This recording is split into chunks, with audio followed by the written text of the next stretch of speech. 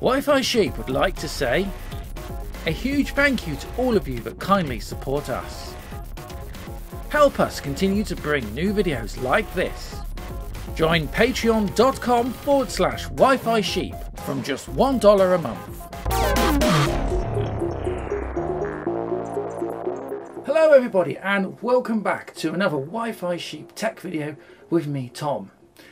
Now if you weren't aware, I'm recording this on the 1st of July 2020 and yesterday, which was the 30th of June 2020, Retro Games Ltd, that's the creators of the C64 clone system that we've covered multiple times here on the channel, announced via Facebook the release of the VIC-20, another clone system in the same family line and of course historically the predecessor to the Commodore 64.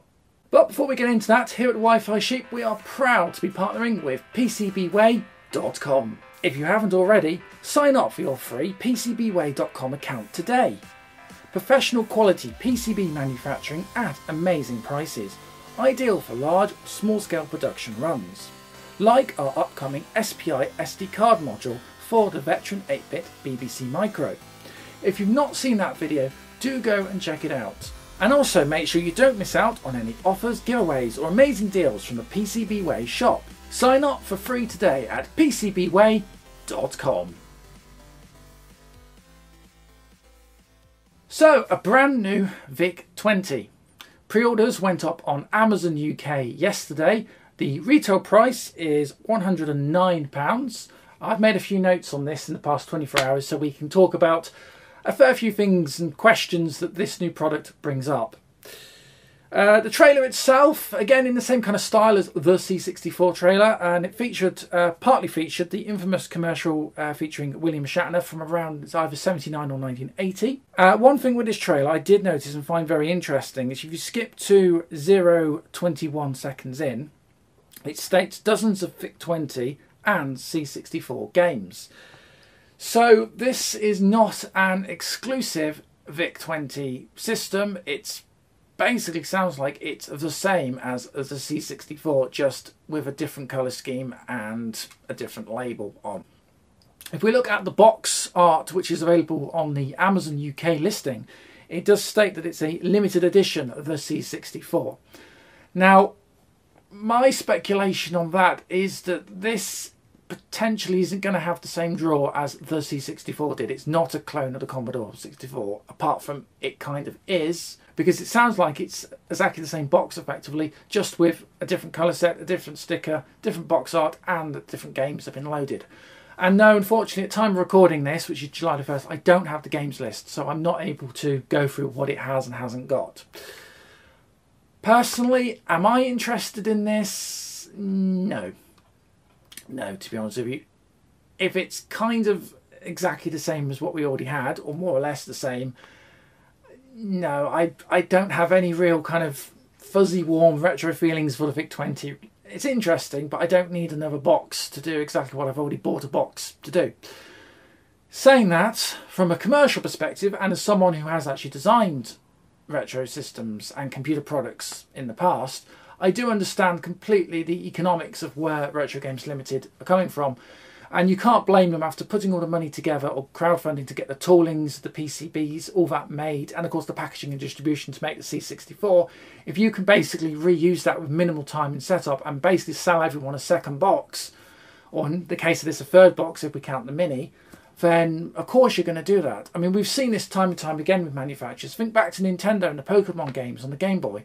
Some people aren't going to be happy with that. The purists won't like this, but the purists didn't like the C64. We have to remember these are not hardware compatible with their original counterparts. They're ARM boards. If you remember, we took apart the Mini when I rebuilt my Mini into a pseudo Maxi system. We had a look at the PCB. It's effectively a Raspberry Pi type ARM based board. It's custom to them, of course. It uses all-winner chipset architecture, and you can pretty much flash that with whatever you need. So in this case, it was flashed with a Linux kernel as an operating system. They had a custom 32-bit shell sitting on top, and then it booted the off-the-shelf VIC open source emulator to emulate both VIC-20 and Commodore 64. And it'll be exactly that again. There was some screenshots that showed up of the interface, which is basically the same, it's just a different colour set. And again, the carousel games will be different, but you can still put in a USB stick, you can still load up VIC-20, and from the sounds of it, C64 games as you could before. So other than a colour scheme and a label, there's not a lot of difference in these products. So where do we go from here? Well, obviously a C16 would be a natural progression. It's exactly the same shape and form factor again. Again, that would probably be a very limited edition specialist audience. And can you get everyone to buy the same box for a third time? Again, personally, if that happened, I wouldn't be interested. That's not to say that that or this VIC-20 project aren't good products. We kind of know from the C64 they're okay and they will exist. Now, last week, Retro Games has been hinting that they had announcements, which we now know is the VIC-20, and also they had future projects coming up as well, which does make me think, and it's been multiple speculation, that there will be another non-Commodore 64 based 8-bit system in the works. A lot of the community have suggested this would naturally probably be in an Amiga, as that's sort of the natural progression from the Commodore 64. Yes, but I don't know what state the Amiga licenses are in. Last time I saw, the whole Amiga community was in complete disarray. People locking stuff down, expensive paywalls to get hold of the workbench things, otherwise it was all pirated. Yeah, I don't know. I honestly don't know. I don't have a lot of experience with the Amiga, to be honest with you, so it'd be very difficult for me to make a fair comment. Yeah, I'd probably give it a miss, in all honesty. Other ideas, I'm just looking down here, other ideas I had, if they stick with the 8-bit lines, the Atari 8-bit computers would be a possible place to go. Atari seem to be quite happy to license their brand out to anybody and anything at the moment. And it would be a good distraction from the Atari VCS project, which I'm not going to go into here, but you can look up online if you don't know what that is. So anything that actually, any computer that actually comes out with the Atari brand on it would be welcome. Again, those lines are limited appeal, limited interest. I would probably give that a miss as well. Alternatively, TRS-80 or Coco colour computer from Radio Shack or Tandy also had a sister machine here in the UK called the Dragon 32 and 64. That would be more interesting, actually. It's not a system we've covered here on the channel before, but I think that would have a wider international appeal. It was sold all over the world. People will remember those. For a lot of people, it was their first computer. There's a good retro community still surrounding the Coco, and there's a good library of software which you could probably get hold of the licenses for. Not too difficult to do. So I think potentially a Coco colour computer would possibly be an idea. And finally, another idea, and I build on this because of what actually posted the other week, where they seem to got hold of some old books which have done a reprint of some programming manuals, and one of them they pushed quite heavily was a BBC Micro how to program games in BASIC. And sort of the way the listing they posted sort of stated was kind of, you know, trying to get people interested in programming BASIC again. What about the possibility of a BBC Micro clone? It's something no one has done. It's an untapped market. The BBC Micro is very, very well known here in the UK, in Western Europe. It had export models that went to places like India, New Zealand, Australia. There's even a US model, although it isn't particularly well known in the US, but it potentially would sell very well.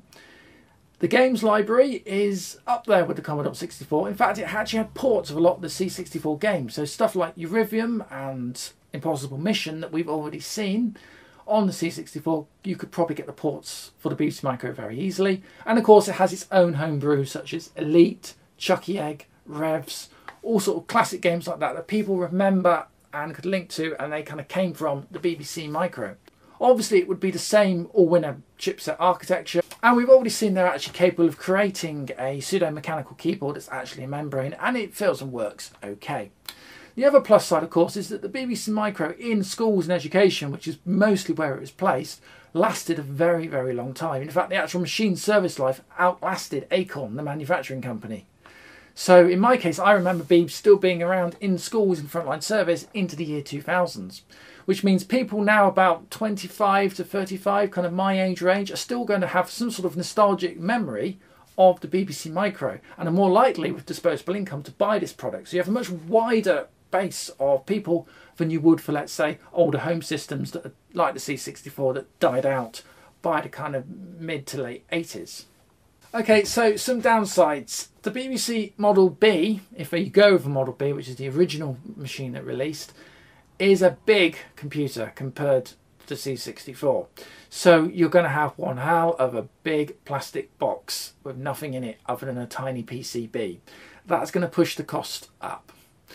Alternatives, you could look at other Acorn products, so the Acorn Electron was smaller, or even the BBC Master Compact. The snag with the Compact, which has most of its internal workings inside the keyboard, is that it's not particularly well known. It was quite a late edition.